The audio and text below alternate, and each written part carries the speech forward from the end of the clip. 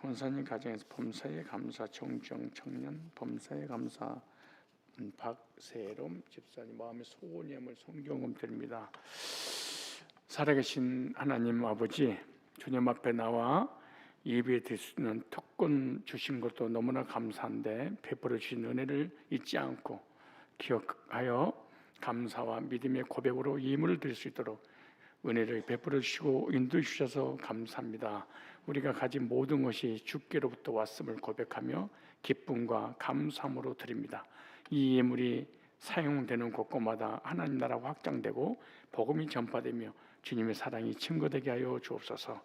드리는 믿음의 손길들이 기억하시고 하늘의 신령한 영적인 복과 땅에 기름진 복으로 채워주시되 저들의 삶에 부족함이 없이 넉넉하게 풍성하게 공급하여 주시옵소서. 축복합니다. 주 예수 그리스도의 거룩하신 이름으로 기도드리옵나이다. 아멘. 하나님 말씀 받습니다. 하나님 말씀 구약성경 창세기 36장 21절 22절 2절 밖에 안 돼서 지나갈까 하다가 왜 목사님 지나가세요? 어떤 이 말씀에 문제가 있나요? 그럴 사람이 토를 다는 사람이 혹시 한 사람이 있을 것 같아서 2절 마저 하고 또 그 이어서 하도록 하겠습니다. 35장 21절 22절 시작. 다시 시작. 이스라엘에 다시 발행하여 이스라엘이 그 땅에 유할 때 르우벤이 가서 그 서모 비라와 통관하며 이스라엘의 일을 들었더라. 야곱의 아들은 12이라. 오늘 본문에는 르우벤의 죄에 대해서 나옵니다. 르우벤의 죄, 따라서 합시다. 르우벤의 죄. 야곱의 12아들 중에 한 사람이 르우벤이 죄 짓는 내용에 대해서 아주 자세하게 설명을 하고 있습니다. 이 죄 짓는 장면이기 때문에 설교 안 하고 그냥 지나가려고 하다가 왜냐하면 여러분 중에 율법주의도 있고 성화주의도 있고 행위주의도 있고 도덕과 윤리를 사랑하고 또 도덕과 윤리적으로 또 살고 있고 또 도덕과 윤리적으로 살지 못할 때 자기 자신을 정죄하고 또 다른 사람을 비난하고 정죄하는 그런 사람들은 이런 말씀을 읽거나 듣게 되면 식상할 수 있습니다. 왜? 나는 바른 삶을 살았기 때문에 바른 삶을 살지 못한 사람들을 보면 가만히 있을 수가 없잖아요. 확 물어 뜯어 씹어서 그냥 하나님이 정죄해서 막 심판하고 지옥을 보내든가 막 다리 뭉개는 부러뜨리든가 생명체에서 지워버리든가 막 이렇게 해야 되는데 오늘 말씀 보니까 그런 게 아닌 것 같아요. 죄를 짓긴 짓는데 여기 중심 주제가 구원받은 그리스도인들도 죄를 지을 수 있다라고 하는 거예요. 우리가 죄를 안 지고 살면 얼마나 좋을까? 마음으로도 안 짓고 생각으로도 안 짓고 행동으로는 더욱더 안 짓고 정말 하나님의 백성답게 깔끔하게 완전히 그냥 거룩하게 흠도 점도 없이 예수님처럼 살 수가 있다면 또 예수님이라면 어떻게 했을까? 이런 책자도 나와 있잖아요. 아주 중요한 목적입니다. 인간의 연약성과 구속의 의미를 깨닫게 하는 데 목적이 있다. 인간은 끊임없이 죄를 짓고 주님은 끊임없이 구속의 은혜로 용서해 주시는 하나님의 사랑을 얘기하고 싶은 거예요. 죄를 지은 사람을 정죄하고 심판해서 생명에서 지워버리고 구원을 취소시키고 삶에 막 저주를 퍼부어버리고 그리고 이런 죄는 너희들 저질러서는 안 돼. 이런 죄를 지면 저주받아. 심판의 메시지를 목회자들에게 전하라고 이것을 기록한 게 아니에요. 목회자들아, 성경에 이런 악을 저질렀으니 성도들에게 이 악한 짓을 못하도록 강력하게 조치를 취하고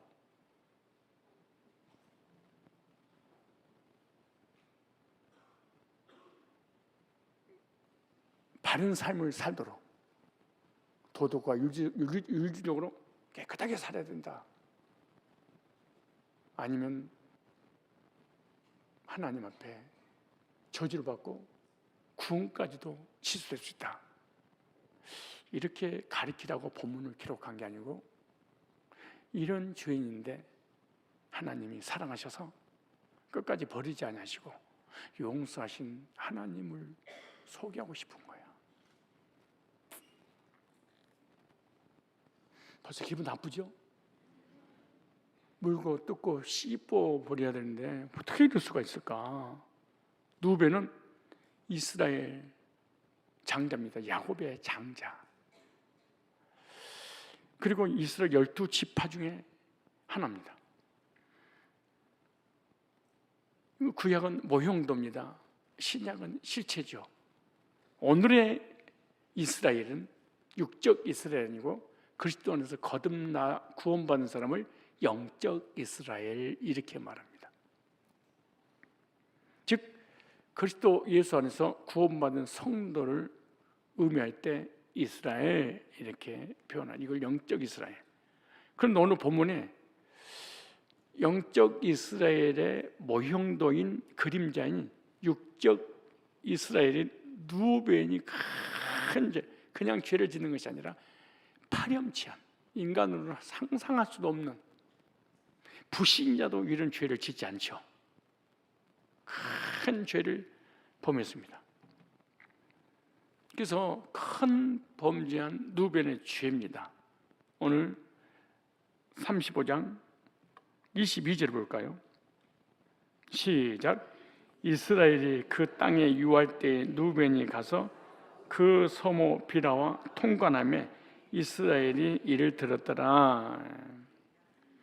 누벤은 첫 번째 가장 심각한 큰 죄를 범했습니다. 이스라엘이 그 땅에 거주할 때 누벤이 가서 그 아버지의 첫 피로와 동침하였고 이스라엘이라고 하는 야곱이 이를 들었더라. 알게 됐죠. 비라고 누구죠? 야곱의 아내, 아버지의 아내 나엘의 여종이죠. 그리고 야곱에게서 단과 납달리를 낳은 여인이 바로 이 비라입니다. 누벤은 자기 아버지의 첩과 성관계를 맺는 죄를 저지릅니다. 하나님의 백성으로서는 도저히 할 수 없는, 이방인들 중에도 이런 사람을 찾기가 아주 힘들었겠죠. 그 당시도 지금도 마찬가지고. 그런데 이런 단순한 성적인 죄를 넘어서 가문의 권위와 질서를 무너뜨리는 반역 행위입니다. 한 집안을 몰락시킬 수 있는, 아주 저주받게 만드는. 그리고 이 죄는 율법적으로 금지된 죄였습니다. 모세 율법에도 아버지의 첩과 동침하는 것을 엄격히 금지됐다고 레위기 18장 8절이라든가 신명기 27장 20절에 나옵니다. 가문의 수치입니다.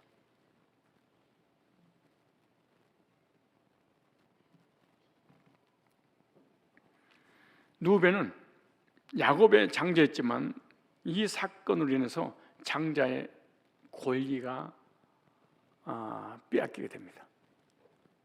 장자의 권리를 잃어버립니다. 그리고 창세기 49장 3절로 4절을 보니까 야곱이 임종 직전에 이렇게 말합니다. 누벤아, 너는 내 장자요. 우리 한번 49장 한번 찾으실래요? 임종 직전에 12 아들들을 축복을 하면서 누벤에 대해서는 이렇게 말합니다. 49장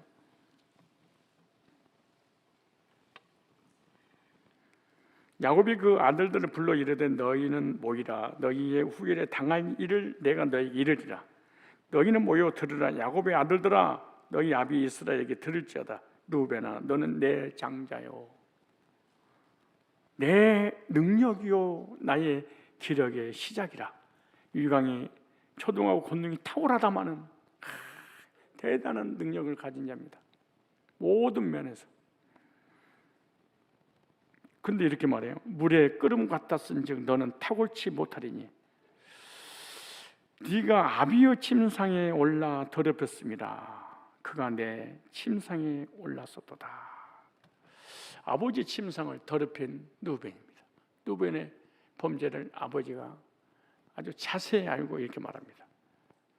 야곱은 누벤의 죄를 끝까지 기억하며 장자의 권한을 박탈을 합니다.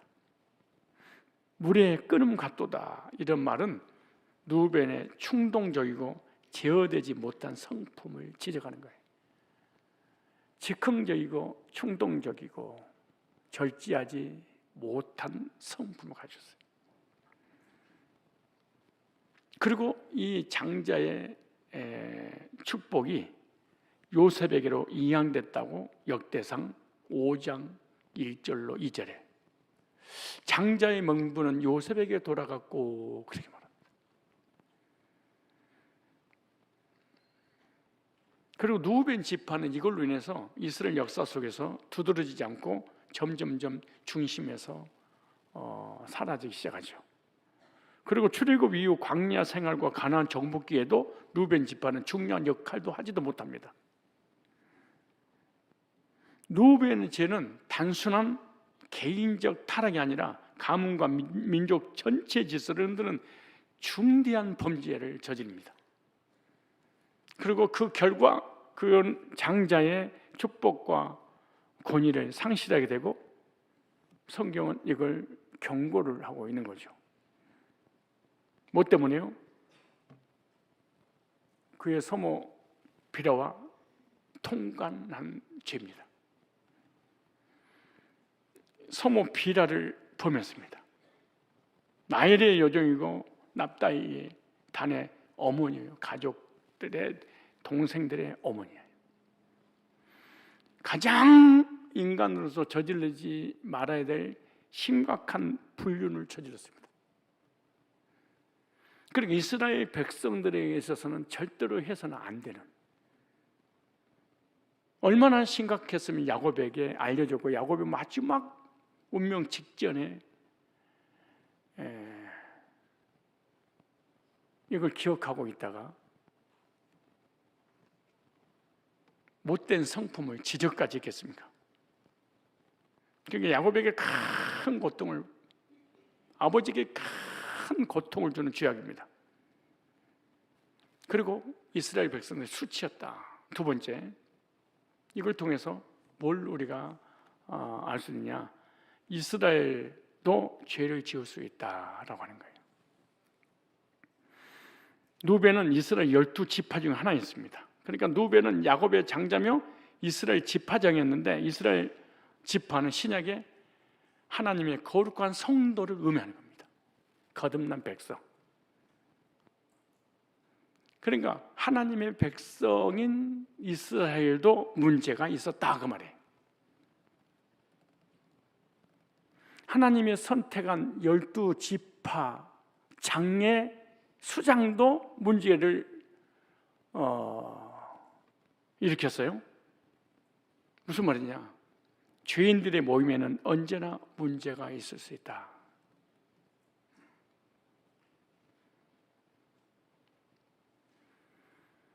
우리에게 적용을 한다면 성도도 구원받았다 할지라도 연약함으로 실수할 수 있다. 즉 교회는 언제나 흠이 있을 수 있는 것이다. 이스라엘 백성들을 하나님께서 광야에서 끌어내서 직접 인도하셨습니다. 구름기둥 불기둥으로. 하나님 음성으로 직접 나타내 보여주셨어요. 그래도 광야에서 사건, 사고, 반역, 원망부평들이 쏟아져 나왔습니다. 초대교회는 성령 충만했었죠. 성령 충만은 초대교회도 분쟁과 분열과 당파 싸움에 끊이지 않았습니다. 무슨 말입니까? 완벽한 교회는 세상에 없다. 무슨 교회는? 오늘 빨리 끝내려고. 왜? 짧으니까 성경이. 저번에 14분도 했잖아 우리가. 그래서 나도 그럴 수 있구나. 그래서 나도 나라고 못 할 수 있겠냐. 지금 이제 몇 분 안 됐어요. 세 번째. 루벤은 이스라엘의 지파였습니다. 장자 명문만 사라졌지 이스라엘 지파장으로는 그대로 있었습니다. 루벤의 제약으로 인해서 지파에서 빠지지 않아요. 족보에서 빼지 않아요. 그러니까 지파장에서 죄가 되지 않았어. 그런데 계시록 7장 5절 찾아보면 이런 말씀이 있어요. 계시록 7장 5절에 계시록에 복음을 듣고 성령 인치심을 받는 지파의 명단에도 기록되어 있어. 안 뺐어. 이런 죄를 저질렀던 이 지파가 천국의 12문 안에 들어가. 12문 중에 한 문이 됐어요. 계시록 7장 5절 이렇게 말합니다. 유다 지파 중에 인침을 받은 자가 12,000이요 루벤 지파 중에 12,000이요 갓 지파 중에 12,000이 할 때 루벤 지파도 성령인을 맞았어요. 어떻게? 복음을 듣고 구원받은 하나님 백성입니다. 루벤은 장자였지만 징계로 인해서 장자 명분은 뺏겼습니다. 그런 이스라엘 백성들 중에 가장 큰 지도자가 되어야 될 사람인데 큰 지도자가 될 수가 없었습니다. 그러나 지파장으로는 그대로 유지했죠. 하다못해 계시록에까지 입맞은 자의 수로 기록됐죠. 중요한 원입니다. 구원받은 성도도 실수할 수 있다. 그러나 속사람에까지 하나님께서 저주를 해서 구원 자체를 취소시키지 않는다라고 하는 것을 우리에게 보여주고 있는 거예요. 즉 하나님 사람들도 믿음이 정말로 좋은 것 같지만 연약하여 쓰러지고 넘어질 수 있다. 목회자도 사역자도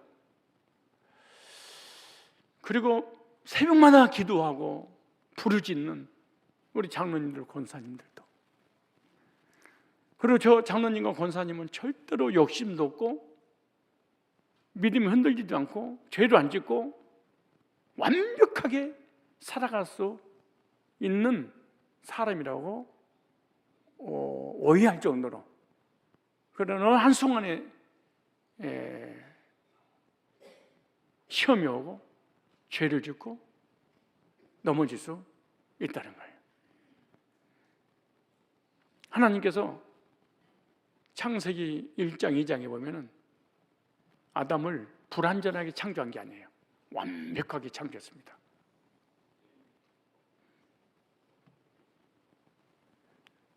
그 완벽한 첫사람 아담도 사단의 유혹을 받아서 선악과를 따먹고 죄를 짓죠. 선악과를 따먹고 죄를 지은 아담의 범죄를 만방에 알리기 위해서 고발하기 위해서 성경에 기록된 게 아니에요. 창세기 3장 15절을 하나님께서 알려주기 위한 이런 죄인도 내가 버리지 않고 이 죄인을 위해서 내가 죽을 거야. 메시아를 버리겠다고 약속합니다. 범죄한 우리 인간을 고발한 것이 아닙니다.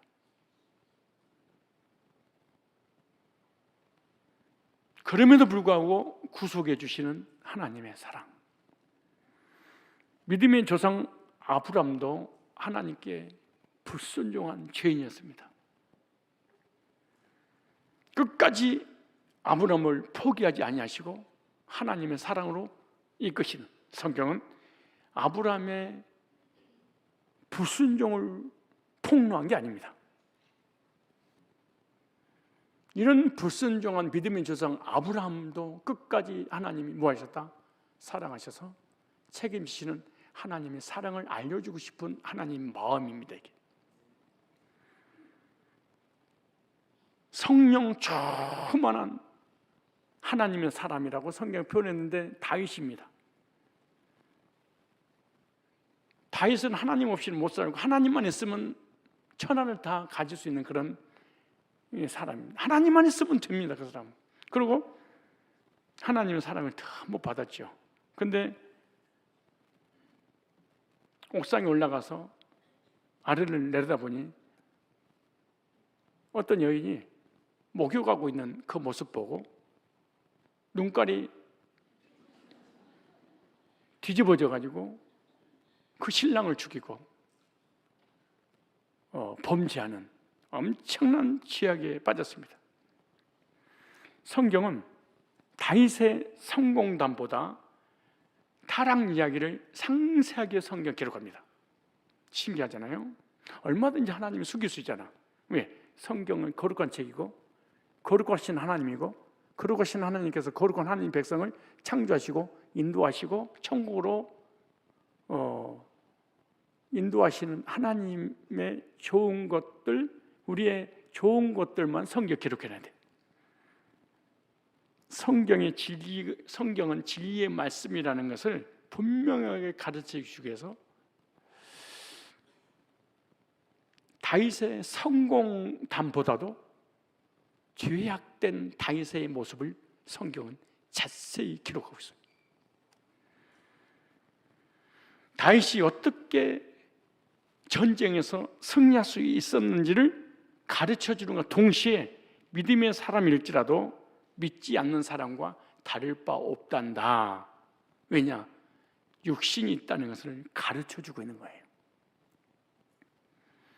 그럼에도 불구하고 한없는 은혜와 사랑으로 용서하시는 하나님의 사랑을 알려주고 싶으신 거예요. 그런데 우리는 상대방의 잘못을 어떻게 드러내서 폭로할 것인가? 그리고 이 목사님이 의도적으로 이런 설교를 해서 도덕과 윤리적으로 깨끗해야 됩니다. 다윗 같은 죄를 지어서는 절대로 안 됩니다.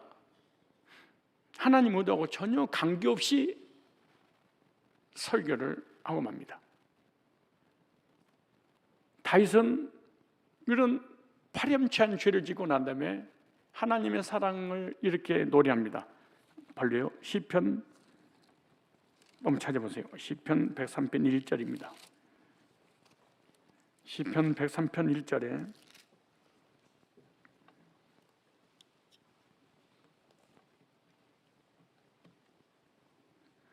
내 영혼아 여호와를 송축하라. 내 속에 있는 것들은 다 그 성을 송축하라. 내 영혼아 여호와를 송축하며 그 모든 은택을 잊지 말자라. 저가 내 모든 죄악을 사하시며 내 모든 병을 고치시며 하나님의 용서, 하나님의 긍휼, 하나님의 은총, 하나님의 사랑을 성경은 우리에게 알려주시고자 하는 의도가 있습니다. 내 생명을 파면에서 구속하시고 인자와 긍휼로 간을 씌우시며 좋은 곳으로 내 소원을 만족하사 내 청천으로 독수리같이 새롭게 하시는도다. 그러면서 이렇게 말씀합니다. 8절에 시작. 여호와는 자비로우시며 은혜로우시며 노하기를 더디하시며 인자심이 풍부. 이걸 말씀하고 싶으신 거예요.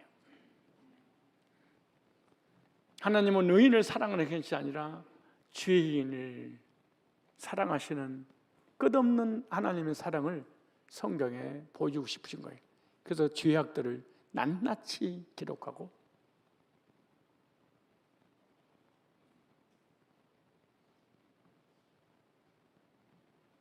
믿음의 사람들은 이런 믿음을 가졌더니 위대한 존재가 됐고 성공자가 되고 하나님 쓰임받았다 라는 것을 기록하려고 성경을 기록한 것이 아니에요. 이 어마어마한 위대한 믿음과 동시에 우리 인간의 연약함을 낱낱이 파헤쳐놨어. 그리고 주님께서 개입하셔서 그래도 내가 사랑해. 보세요. 여호와는 자비로우시며 은혜로우시며 노하기를 더디하시며 인자하심이 풍부하시도다. 항상 경택지 아니하시며 너를 영원히 붓지 아니하시도다. 우리의 죄를 따라 처치하지 아니하시며 우리의 죄악을 따라 갚지 아니하셨으니 이는 하늘의 땅에서 높은 같이 그를 경연한지 그 인자하심이 크심이로다. 그러면서 동의서에서 뭔가지 자범죄죠. 우리의 모든 죄가를 우리에서 뭐 용서도다. 왜요? 아비가 자식을 불쌍히 여긴 같이 여러분의 자녀들 아무 조건 없이 사랑하죠. 여호와께서 자기를 경외하는 자를 불쌍히 여기시나니 14절입니다. 이걸 말씀하고 싶은 거예요.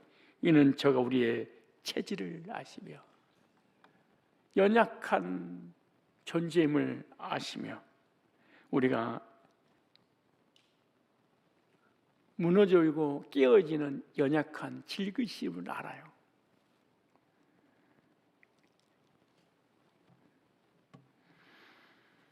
그럼에도 불구하고 포기하지 아니하시고 죄인을 사랑하시는 하나님의 사랑을 성경은 알려주고 싶으신 거예요.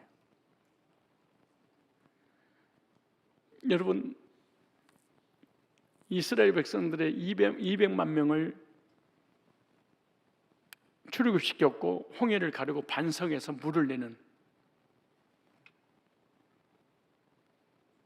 지구 역사에 성경 역사에 이렇게 위대한 믿음의 사람 모세는 없습니다. 그런데 백성들이 애굽에 매장지가 없어서 이 광야로 몰고 와서 우리를 죽이려고 하느냐. 이스라엘 백성들이 반역을 하고 하나님하고 모세를 죽이려고 합니다. 그때 뭐라는 줄 아세요? 하나님, 왜 나에게 이런 고통을 주십니까? 내가 이들의 아버지입니까? 죽이세요. 그리고 하나님 막 대듭니다. 반석을 명해라. 막 화가 나가지고 쳐버립니다. 뿐만 아닙니다. 평생을 의롭게 살았던 사람이 누구죠? 모세입니다. 얼마나 어렵게 살았는지 불의를 보면 못 참았던 모세. 애굽에서 40년 동안 경건주의로 의를 행함으로 어렵게 살았던 사람입니다.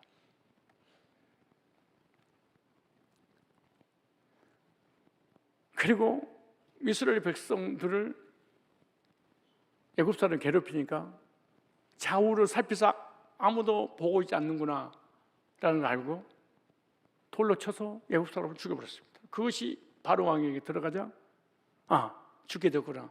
그래서 위대한 광야로 도망가서 40년 동안을 의롭고 경건하게 목동으로서 목자, 평민으로서 정말로 가정 중심으로 그렇게 경건하고 깨끗하게 80년이 세월 동안 살았습니다. 그리고 하나님께 여호와께 부름받고 이스라엘 백성을 출애굽을 시켜서 광야로 인도합니다. 그런데 모세가 지금까지 봤던 여자들은 유대인들 다 백인이었습니다. 이스라엘 사람들. 근데 갑자기 까만데 너무 예쁩니다. 눈은 포랗고 코는 오똑하고 짜리몽땅한데 시커멉니다. 하얀 것만 보다가 검은 걸 보니까 눈이 헷갈려 가버립니다. 에티오피아 감둥이를 보고 죄를 범하게 됩니다. 약 90년, 100년 만에 자기의 도덕과 윤리가 무너져 버렸습니다. 애굽에 40년, 광야 40년 출애굽시켜서 세월이 지났습니다. 하장로님보다 나이 더 드셨습니다.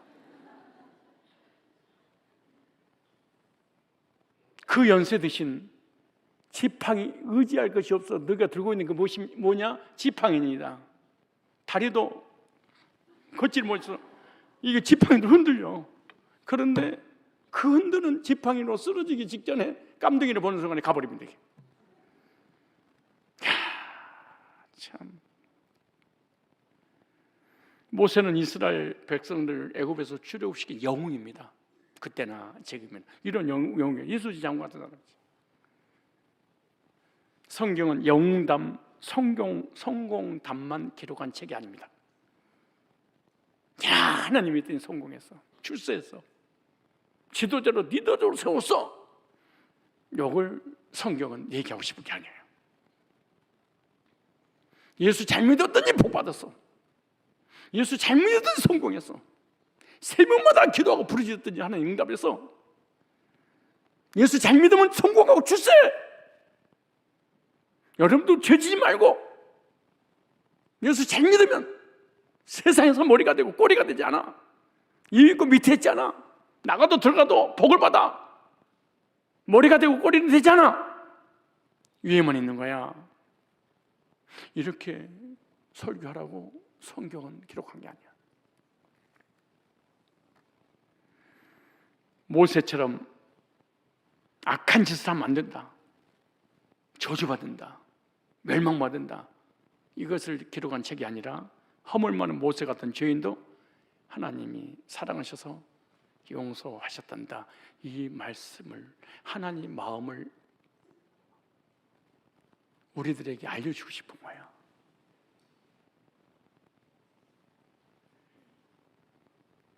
그런데 사람들은, 목회자들은 다 그런 건 아니지만 그들이 지은 죄만 폭로를 합니다.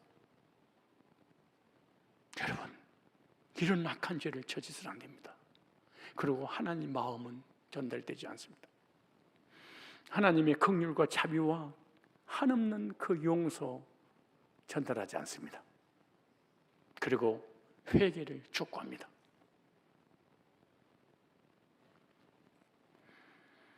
성경은 도덕에 관한, 윤리에 관한 내용이 있습니다. 그러나 도덕책은 아닙니다. 구원의 길을 제시하는 책이요, 구원의 책이요, 하나님의 은총을 기록한 책입니다.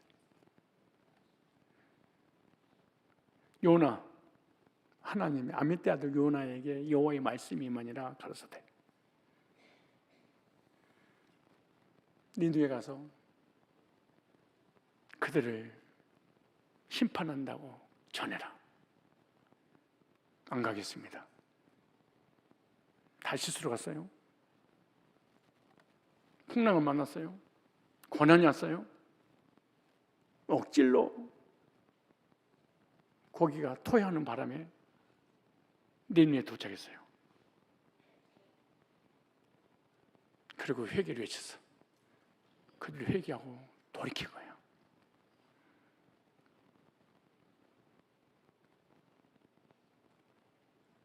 요나 마음은 이런 생각을 한 거예요. 우리의 죄를 용서하신 하나님이 내가 회개를 촉구하면 이방인 저들의 죄도 용서하겠지? 왜? 원수 관계인데, 우리를 얘기하면 일본 사람들인데.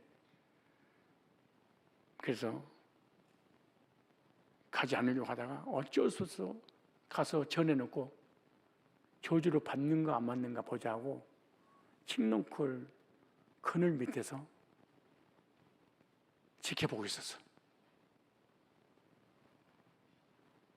놀라운 것은 짐승과 왕과 온 백성이 금식하고 회개하고 돌이켰어. 그러자 영혼을 사랑해야 될 요나 선지자, 지금으로 얘기한 목사가 하는 말이, 하나님께서, 그리고 요나가 대머리가 분명해.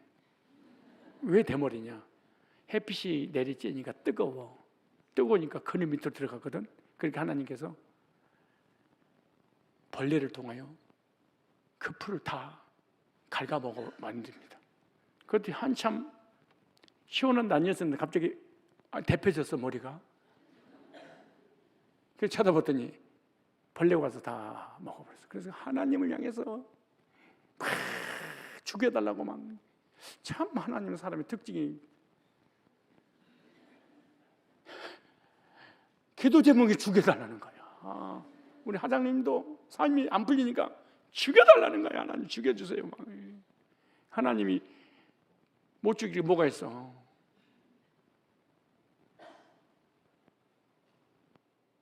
야, 잠깐 있다가 사라진 박능쿨도 네가 사랑했거늘. 천하보다 귀한 내 영혼들, 어린아이들이 수십만 명이 넘게 네 눈에 있는데 죄를 졌다고 내가 버릴 것 같아서 그를 구원하려고 회개를 촉구한 거야. 박능쿨도 하루 있다가 사라진 박능쿨도 사랑할 거를 난 내가 사랑하지 않겠니? 요나의 연약한 모습 보십시오.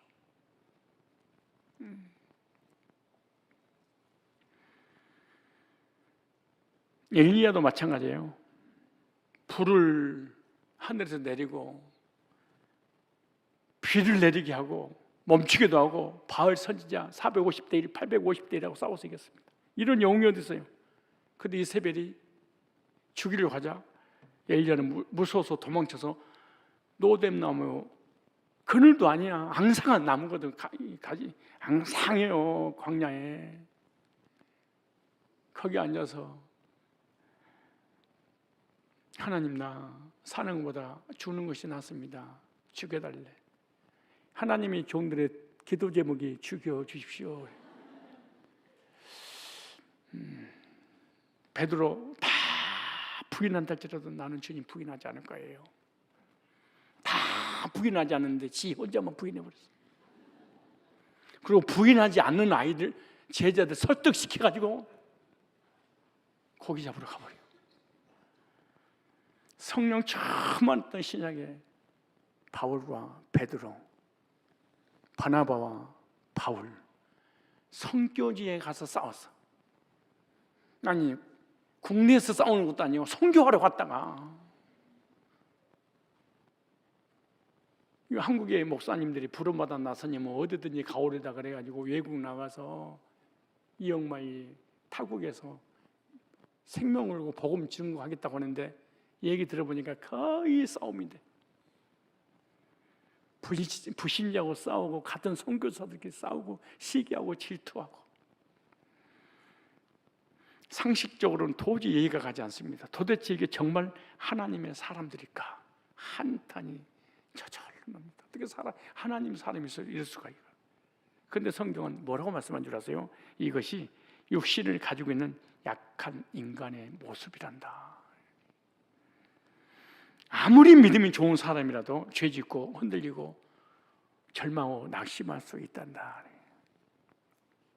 어떤 때는요, 복음을 위해서 최전선에서 생명을 들여 복음을 전하는 모습을 보여준다 할지라도 어느 한순간에 괴로워서 낙심하고 절망하는 연약한 모습을 가지고 있는 사람도 많아요. 이번에 내 동기 목사가 대구에서 올라왔는데 나하고 교제하는 중에 그래요. 목사님이 가지고 있는 복음 많은 목회자들이 전해야 되고 저한테도 뿐만 아니라 우리 동기들한테도 세미나 돼야 되고. 왜 그랬더니, 목사님, 대구에 제가 목회를 하고 있는데 제 후배들 30, 40대 젊은 사람들이 생활고에 버티지 못하고 교회가 부흥이 안 돼서 또 부부끼리 문제가 있어서 그냥 자살해버린다는 거야, 목회자들이.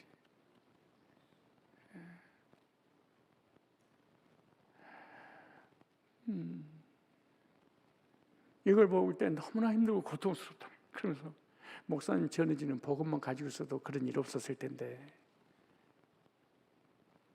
근데 그들이 신학을 졸업하고 목회를 할 때 얼마나 열정을 가졌을까요? 그 믿음이 어땠을까요? 근데 한순간에 무너져 버리는,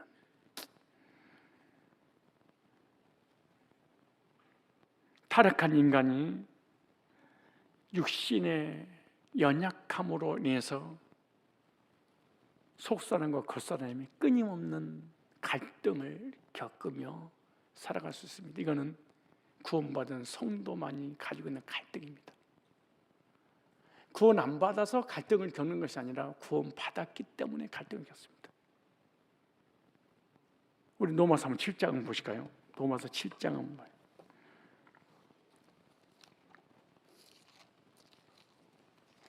로마서 7장을 우리 한번 찾아보세요. 육신이 도대체 뭐냐? 로마서 7장에 뭐 육신의 정체가 있는데 그것이 죄악이다 그렇게 말합니다. 즉 우리 인간의 육신에는 선한 것이 없다. 여러분이 여러분 스스로 볼 때 의롭고 완전하고 대단해서 사람 판단하고 비판하고 정죄하고 손가락질하지만 그 손가락이 자기를 향한다는 것을 명심하셔야 합니다. 로마서 7장에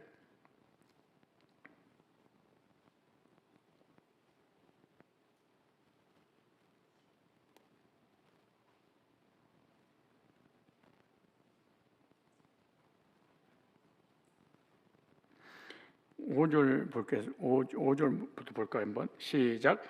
우리가 육신에 있을 때는 율법으로 말미암아 죄의 정욕이 우리 지체 중에 역사하여 우리로 사망을 위하여 열매를 맺게 하였더니 이제는 우리가 얽매였던 것에 대하여 죽었으므로 율법에서 벗어났으니 이름으로 우리가 영의 새로운 것으로 섬길 것이요 의문의 묵은 것으로 율법으로 하나님 앞에 나갈 수 없다 그 말이에요. 이제는 옛날에 구원받기 전에는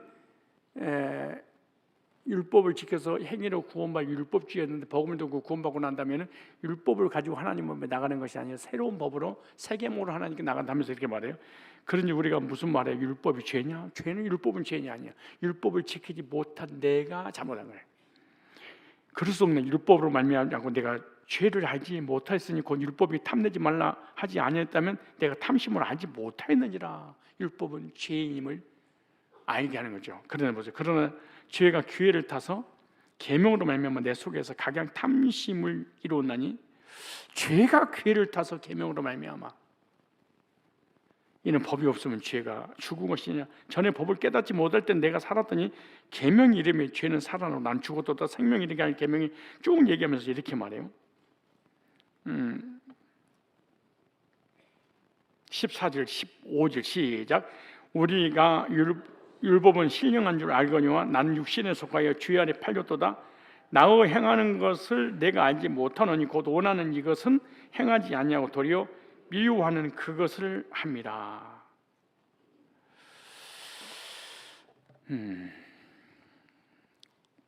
구원받은 성도는 육신과 구원받은 영이 갈등하게 되는 내용으로 본문입니다. 그래서 그 다음에 쭉 읽어보면 마음으로는 하나님 법을 육신으로는 죄의 법을 섬긴다. 이 두 마음이 서로 이기려고 싸웁니다. 그래서 성도는 갈등을 겪는다. 믿음이 좋은 사람 절대로 신앙이 흔들리지 않고 죄 짓지 않는 삶을 살 수 있을까요? 하나님의 큰 능력과 기적과 이적을 경험했던 사람은 낙심하지 않고 끝까지 믿음이 견고하게 살아갈 수 있을까요? 그렇지 않습니다. 아무리 믿음이 좋아도 넘어질 수 있다. 가까다가 성령 충만하고 구원받고 배는 게 없는 사람이 가까이 있습니다. 그럼 교회에서 원망하거나 불평하거나 부정적인 얘기하거나 교회를 나오지 않거나 예배에 빠지면 구원받은 사람이 저게 가능한 일이야? 나한테 직접 와서 정지합니다. 장로가 목사 힘내세요. 어떻게 권사 평신도가 와가지고 막 너무 충만하니까 그리고 교회 안 나왔어 아직까지. 실제로 여기 그 어떤 분이 누나야. 내가 직접 알아. 호명을 할 수 없어. 왜? 엉뚱한 사람 시험 드니까. 그대로 시험 들어야지 교회 안 나오고 지금도 밖에서 비박을 해. 다른 교회 다 가더라도 성산교만 가지 마라. 안 넘어질 수 있다고요? 아무리 믿음이 좋아도 육신을 가지고 있는 인간은 한순간에 넘어질 수 있어요. 볼래요? 성령 충만한 사도 바울 15절에 나의 행하는 것을 내가 알지 못하노니 곧 원하는 것을 행하지 아니하고 도리어 미워하는 그것을 합니다. 의롭게 살고 싶고 선하게 살고 도덕고 유리고 깨끗하게 살고 싶은데 뭐라고 그러냐 보세요. 만약 내가 원치 않는 그것을 하면 내가 이로만 율법의 선한 것을 신하노니 이제는 이것을 행하는 자가 내가 아니요 내 속에 거하는 죄. 우리는 죄성, 죄덩어리 나는 거야. 싫어. 사도 바울이 너무 싫대 자기가. 구원받은 우리들도 연약해서 넘어지고 쓰러질 때마다 내가 자신이 쓰기 싫어. 누가 하나님이 나를 정죄하기 전에, 사단이 나를 정죄하기 전에, 율법이 나한테 정죄하기 전에, 사람이 나를 비방하기 전에 내가 나를 싫어하는 거예요. 그러면서 꼭 이렇게 이것밖에 안 돼? 바보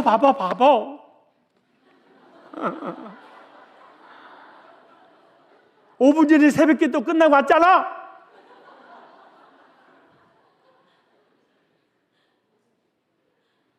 콩나물국집에서 콩나물 먹고 있는데 콩나물이 두 가락 덜 들어왔다고 주인하고 싸우면 되겠어? 미워.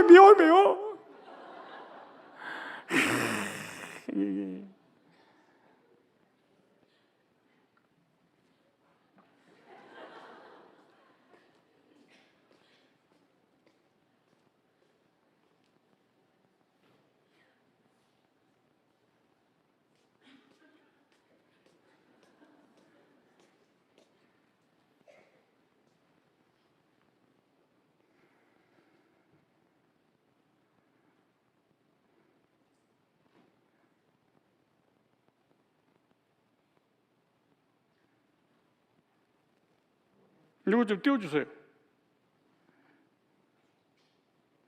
열진 집사 있어요 거기? 누가 있어요? 누구한테 보내줘야 돼? 빨리 얘기해야지.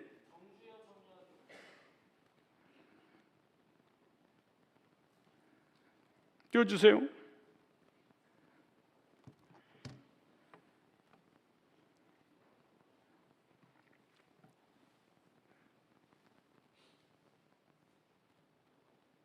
보냈죠 정지훈한테. 띄웠어요? 받았어요? 이게 너무 더워. 이게 막 비치니까 양쪽에서 쏘아대니까 여름에 어떡할까 막 그렇죠. 땀 많은데.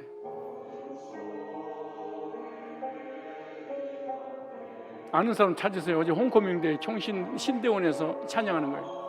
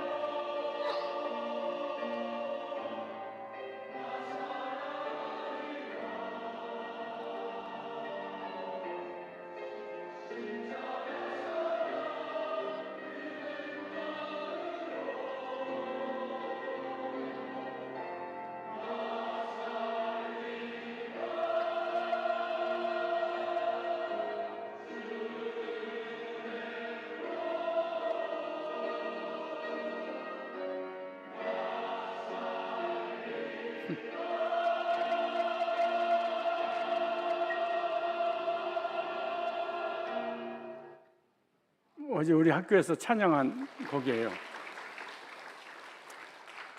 근데 서너 번밖에 안 맞춰보고 전국에서 모여서 갑자기 성가대에 서야 되니까 이 찬양을 해야 된다. 그리고 잠깐 맞춰보고 하는데 남자 목소리만 들리고 여자 목소리 거의 안 들리죠. 이 사모님들도 동참 우리 그 사직자들도 성가대 딱 서는데 도착했어. 연습도 안 하고 서가지고 저기 서 있는 거야 그냥.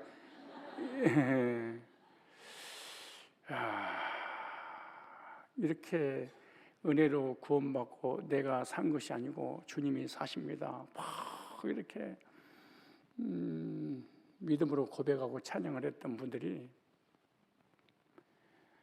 다시 삶의 현장으로 딱 돌아가니까 카톡파기에서 막 서로 막 법으로 고소한다고 그러고 막 이 지금까지 홈커밍 대회 때 쓰는 돈을 영수증부터 시작해서 철저하게 조사 규명을 해야 되겠는데 이런 죄 하나도 확인이 안 되지 않으면 횡령죄로 고발하겠다고 또 목사님 막 얘기를 하니까 고발하는 고발해라 당신 말이야 여기 강퇴시킬 거야 하면서 전쟁이 일어났어. 와, 20년 만에 만나가지고 싸움이 있어. 예, 그것도 목회자들이 주를 위해 살리라 막 그렇게 해놓고 그래서 내가 1부 예배 끝나고 2부 끝나고 여기 뒷산에 가서 두 바퀴 돌고 난 다음에 이렇게 누워있다가 그 문자를 보니 너무 기가 막혀서 내가 문자를 보냈어. 단체방에다가 한번 읽어줄게. 시간 충분히 때울 수 있어. 나 성경 구절은 짧아도 설교를 길게 할 수 있어요. 뭐 할 줄 알았지? 2025년 5월 21일 교회 뒷산에서 뒷산에서 조금만 쓴 거예요. 제목 비로소 안다. 그들에게 어떻게 좀 감동을 주고 화해시킬까 해서. 내 동기들이잖아요. 800명이나 되는데 그렇게 이사할 때 비로소 안다. 공감할 거예요. 그토록 소중하다 믿었던 것들이 쌓이고 쌓여 결국엔 짐이 되어버렸음을. 다 버리고 하잖아. 이사 때 이사 싸서 하나도 안 버리고 새로운 집에 가서 버려. 그 식이 해야 돼 그거. 아니 우리 집을 보니까 그래. 제발 버려. 안 돼. 하나도 빠짐없이. 그리고 그 좋은 집에 와가지고 가져온 것을 버리지 않는데 반은 버려버려. 희한하더라고. 그래서 쌓이고 쌓여 결국 짐이 되어버렸음을. 움켜쥐수록 무거워진 마음이 한 걸음조차 더디게 했음을. 세상을 떠나서 세상을 떠날 때 비로소 안다. 밤새 애달파던 그 모든 것들이 결국은 스쳐가는 바람이었음을. 꼭 시 같잖아요. 붙잡을수록 아팠던 것들이 내 안에 빈자리를 끝내 채우지 못했음을. 그렇게 붙잡고 또 붙잡고 애썼던 것이 붙잡을 수 없었던 것을. 손을 놓을 때 비로소 안다. 집착이라 부르기엔 너무 애틋했던 것들, 명예도 물질도 권세도 20년에 싸웠던 거 20년 후에 만나서 다시 싸우더라니까. 얘기 들어보니까 자존심도 서운함도 상처도 심지어 목회 사역까지도 그 모든 것이 먼지처럼 흩어지고 나서야 그제야 깨닫는다. 부질없는 것이었음을. 야, 이러다 시인 되는 거 아니야? 그리고 비로소 자유가 찾아오는 것을. 더 많이 가지려 애쓰던 날들이 있었고 우리 장로님들 더 높이 오르려 버들대던 마음도 있었다. 그 모든 욕망의 문 위에 말없이 내려앉은 주님의 음성. 이걸 읽어주고 울더라고. 또 목사님이 말없이 내려앉은 주님의 음성. 힘들지? 이제 내려놓으렴.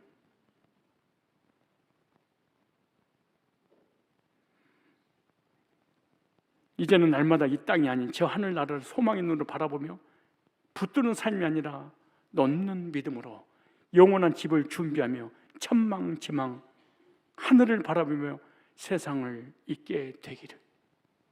그리고 언젠가 모든 걸 떠나는 그날 가벼운 발걸음으로 조용히 되뇌게 되기를. 그가 못해서 벌거벗고 나왔은즉 그가 오는 대로 돌아가고 수고하여 얻은 것을 아무것도 자기 손에 가지고 가지 못하리니. 전도서 5장 15절. 내 주변에 있는 모든 것들은 잠시 내게 맡겨주던 선물이었습니다. 물질도 명예도 권세도 우리 동기들까지도 하나님 보내신 선물이었습니다.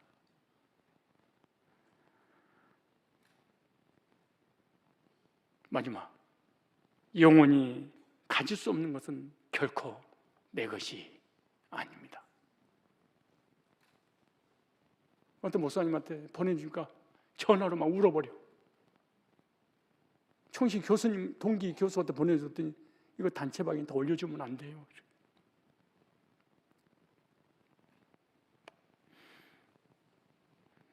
죽는 그날까지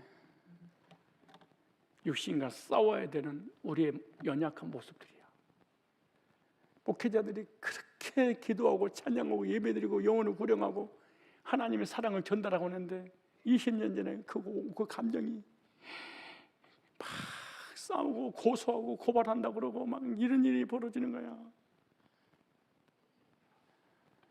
그래도 하나님 안 버리고 붙잡고 인도하셔. 이렇게 말합니다. 바울은 뭐라고 그럴까요? 18절에 내 속에 곧 내 육신에 선한 것이 거하지 아니한 줄 아느니 원하면 내게 쓰나 선을 행하는 것이 없노라. 내가 원하는 바 선을 하지 아니하고 도리 원치 않느냐 막은 행하는도다. 만일 내가 원치 않느냐 그것을 하면 이를 행하는 자가 내가 아니고 내 속에 거하는 자니라. 그거는 죄니라. 그러므로 내가 한 법을 깨달으니 그 선을 행하기 원하는 나에게 악이 함께 있는 것이로다. 선한 사람, 100% 선한 사람 없어요. 선한 훈련을 받음으로 선해지는 것이지, 악을 훈련시키면 계속 아껴지고요, 선을 훈련시키면 계속 선해지는 게 사람이거든. 선과 악이 공존한다고 이렇게 말해. 그러므로 내가 한 법을 깨달았느니 그 선을 행하기 원하는 나에게 악이 함께 있는 것이로다. 내 속사람으로는 하나님 법을 즐거워하되 예배드리고 기도하고 말씀하고 교전 나누고 사랑하고 위로하고 격려하고 싶은데 내 지체 속 또한 다른 법이 내 법과 싸우고 내 지체 속에 있는 죄의 버리는 나를 사로잡고 꼭 죄를 넘어뜨려 버려요. 그런데 뭐 오라 나는 공고한 사람이다. 이 사망의 몸에서 누가 나를 건져내랴. 사망의 몸, 육신의 몸, 오라 나는 공고한 자로다. 그래서 우리가 쓰러지고 넘어지고 그리고 비방하고 판단하고 정죄하고 그러잖아요. 근데 우리가 다시 일어날 수 있는 것은 사도 바울이 답을 이렇게 줬습니다. 25절에 우리 주 예수 그리스도로 말미암아 하나님께 감사리로다. 그런즉 내 자신이 마음으로는 하나님 법을 육신은 죄의 법을 섬기노라. 우리 주 예수 그리스도로 말미암아 이기는 방법을 주셨어요. 예수님의 구속을 바라보니까 다시 힘이 생겼다. 다시 십자가를 바라보고 다시 복음 앞으로 우리에게 구원을 주시는 예수님 바라보니까 내가 사망의 몸에서 머물러 있을 존재가 아니었다는 것을 깨닫게 됩니다. 저와 여러분들이 예수 그리스도로 말미암아 이긴 자인 줄로 믿습니다. 무엇을 이깁니까? 죄도 저주도 심판도 사망도 사단의 참소도 지옥도 이긴 자들입니다. 로마서 8장 37절에도 사랑하시는 이로 말미암아 우리가 넉넉히 이기느니라.